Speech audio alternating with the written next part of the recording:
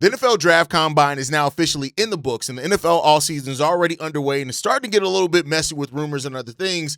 And Dan Roushar just got brutally honest about the left tackle position as well with a faceless quote that we're going to talk about. And then you got Tremaine Edmunds trade talk heating up, as well as Tyson Bagent trade rumors as well. So we're talking break it all down, and plus the winners and losers from the NFL Draft Combine. All that and more right after this.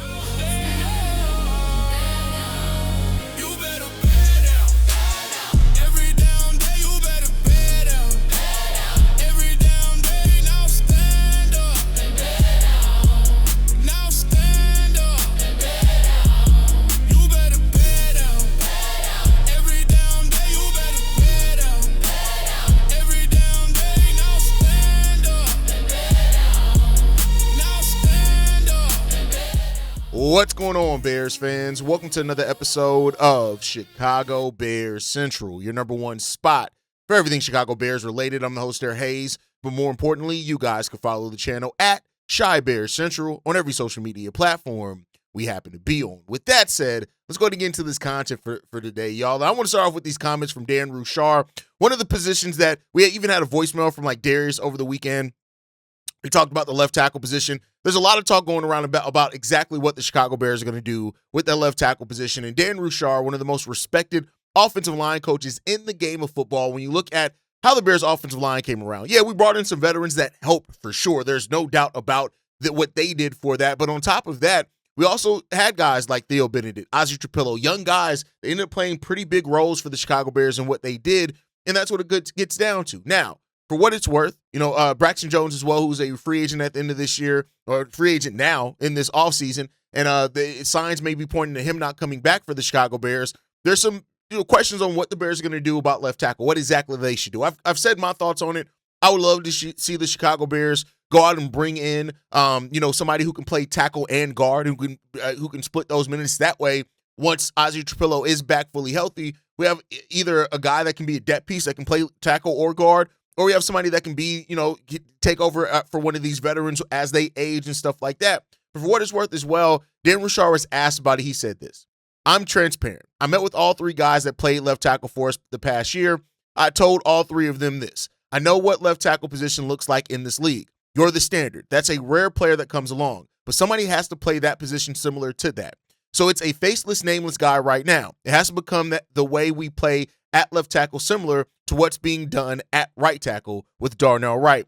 Is that player in the building? I think there's guys that have traits, but not consistent enough, not the way we want it done consistently. So that has to be determined. You can address that in free agency. You can address it in the draft, but to find your play or Darnell's play, that requires, in my opinion, you took a couple of years, but it takes probably draft capital or asset we already don't have. It's probably most likely either through free agency or it's here in the building. My opinion is that it's anywhere outside of here, it's here. So that's how we're going to approach it. We're going to work with guys we've got, and we're going to make it better." What is Dan Roushar saying in that? Dan Roushar is basically telling everybody, hey, until you're up to Darnell Wright's standard, don't think that anything is given to you, right? Now, you have some guys that have those traits. We have guys that maybe can develop into that. But right now, Dan Roushar just laid out the gauntlet and basically said, hey, listen, yeah, Ozzie's hurt. He's hurt. He's down. Make no mistake about that. But even if he wasn't, none of you guys yet have stood up enough to me to feel as confident as I feel in Darnell Wright. And I know that, it's been, and I guess it's such a change of age and stuff, right? Like there's a lot more fans now, both in the Bears and the Bulls community, that don't really appreciate hard coaching as much as I do, right? Like, and maybe that just goes to a generation thing or whatever else. I love comments like this from my coach. I love comments that say something to be like, hey, right now it's a nameless, faceless left tackle. And, you guys got to show and prove that you're going to be able to bring that standard consistently enough. And he basically said, listen, y'all are good. Make no mistake about it, but y'all ain't living up to the standard that we want set yet. And some people may find that as harsh. I tell you what, as somebody who doesn't give a damn, I don't give a damn if people do find out that it's harsh, right?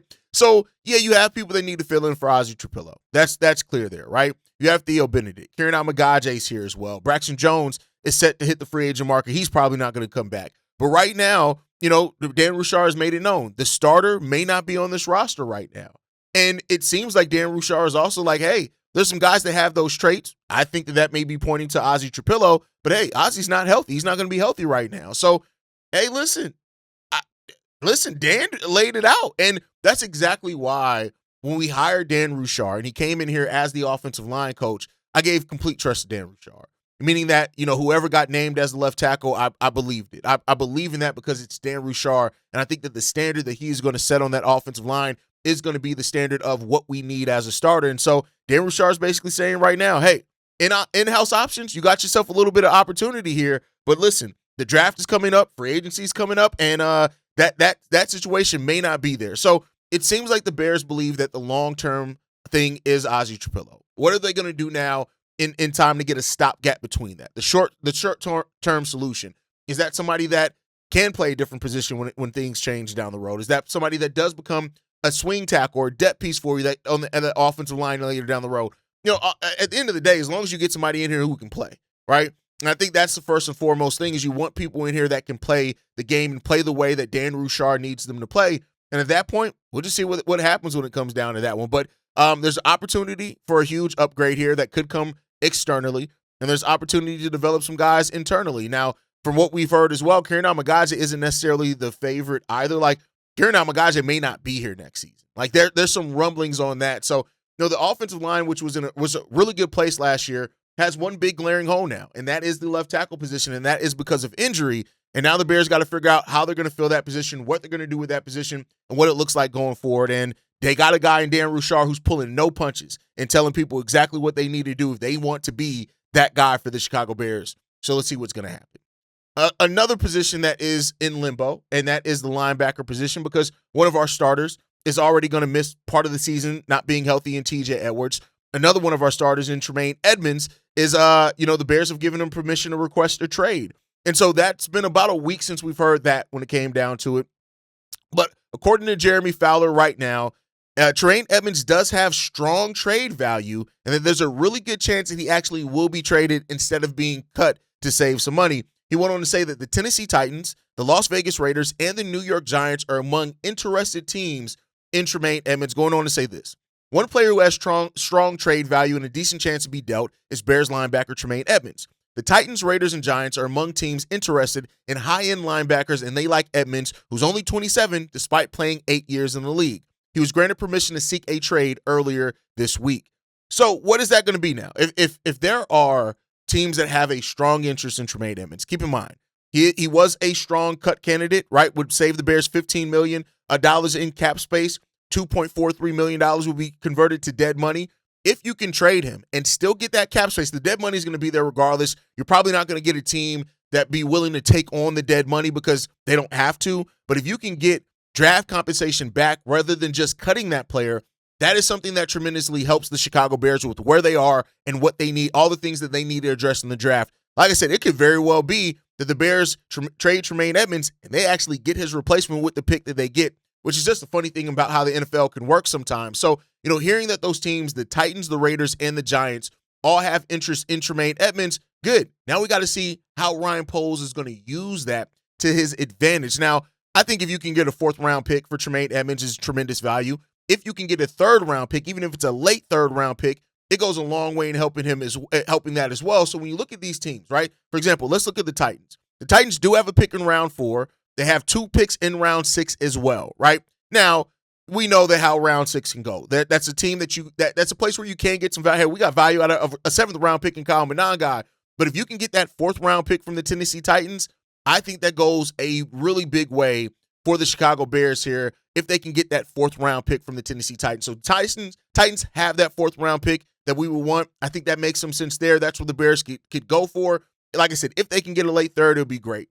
You also look at the New York Giants. They have a 4th and 5th-round pick as well. I hope that it's not a 5th-rounder that we get back for Tremaine Edmunds.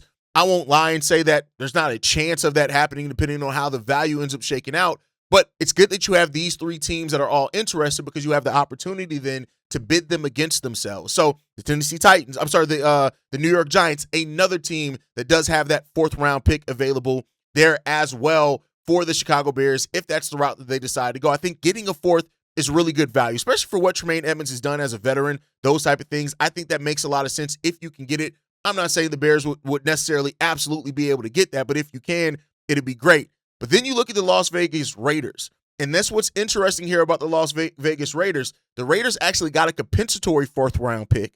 So they actually have 3 fourth-round picks through the Las Vegas Raiders. They have their own, they have the Jaguars, and then they have a compensatory fourth-round pick that was available there as well. Now, the question becomes about, because they have 3 fourth-round picks, would the Raiders be more interested in trading a third-round pick if the Bears push for it? That's a question that you have to get there. Now, I do think a third-rounder that's the most you're probably looking for. And even then, I can admit that's probably asking for a little too much if that ends up being the case. But if you can get that, if you can get a third-round pick because the Raiders have 3 fourth-round picks to where they can trade up during the draft if they need to, I would love that for the Chicago Bears. So, the Raiders are the one that I'm looking at and saying, because of what they have in rounds 3 and 4, maybe. Now, the Bears also do have a fourth-round pick. They have the Rams' fourth-round pick, but they don't have their own. So if you can get another fourth, maybe you can compare those to move up and get a second, third-round pick as well, which we know Ryan Poles is one to will and deal. So Tremaine Edmunds having the interest that he does, and in those teams that all have fourth-round picks available, the Raiders that have multiple, you could actually try to convince a team like, hey, we can get a fourth-round pick from any of y'all. Who's the one that's willing to give up the third? That's the way that I look at it. I still think it's a long shot. I'm not trying to be a homer by saying that the Bears can absolutely get a third-round pick back for Tremaine, but I do think they put in the position, if those are the teams that are really ready to make offers for Tremaine, the Bears have a potential to put themselves in a spot to really gain the most back in that case, and we got to see if they're gonna get that done. Let me know what you guys think on that one down below.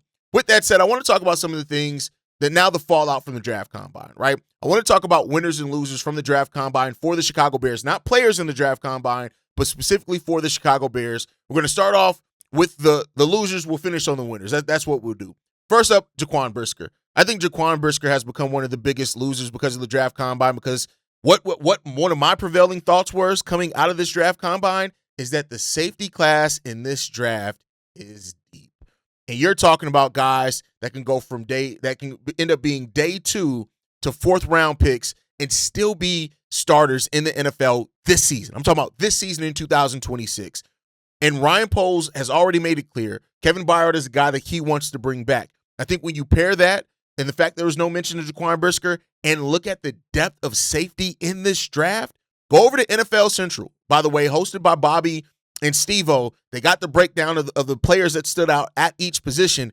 You'll see there's a number of safeties in this draft that you just cannot overlook.